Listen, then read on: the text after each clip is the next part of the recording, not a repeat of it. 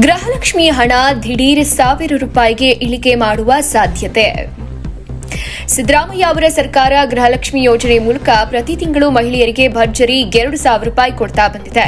ಬಡವರು ಮತ್ತು ಮಧ್ಯಮ ವರ್ಗದ ಮಹಿಳೆಯರಿಗೆ ಈ ಹಣ ದೊಡ್ಡ ಸಹಾಯ ಮಾಡುತ್ತಿದೆ.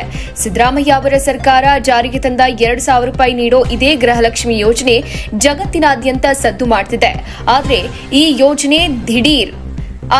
ಯೋಜನೆ ಬಗ್ಗೆ ವಿರೋಧ ಪಕ್ಷದ ನಾಯಕರು ಆಕ್ರೋಶ ಹೊರಹಾಕ್ತಿದ್ದಾರೆ. ಹೀಗಿದ್ದಾಗಲೇ ಗೃಹಲಕ್ಷ್ಮಿ ಹಣ ದಿಢೀರ್ ₹1,000 ಇಳಿಕೆ ಮಾಡೋ ಸಾಧ್ಯತೆ ಇದೆ ಅನ್ನೋ ಅನುಮಾನ ಶುರುವಾಗಿದೆ. ಗೃಹಲಕ್ಷ್ಮಿ ಯೋಜನೆಯ ಹಣದಲ್ಲಿ ಬದಲಾವಣೆ ಮಾಡ್ತಾರೆ ಅನ್ನೋ ಗಾಳಿ ಸುದ್ದಿ ಕುರಿತು ಈವರೆಗೆ ಯಾವುದೇ ಅಧಿಕೃತ ಹೇಳಿಕೆ ಸಿಕ್ಕಿಲ್ಲ. ಈ ಎಲ್ಲ ಗಾಳಿ ಸುದ್ದಿಗಳನ್ನ ಮೀರಿ ಗೃಹಲಕ್ಷ್ಮಿ ಯೋಜನೆಯಲ್ಲಿ ಯಾವುದೇ ಬದಲಾವಣೆ ಮಾಡೋಕೆ ಸಿದ್ದರಾಮಯ್ಯ ಅವರ ಸರ್ಕಾರ ಕೂಡ ಸಿದ್ಧ ಇಲ್ಲ.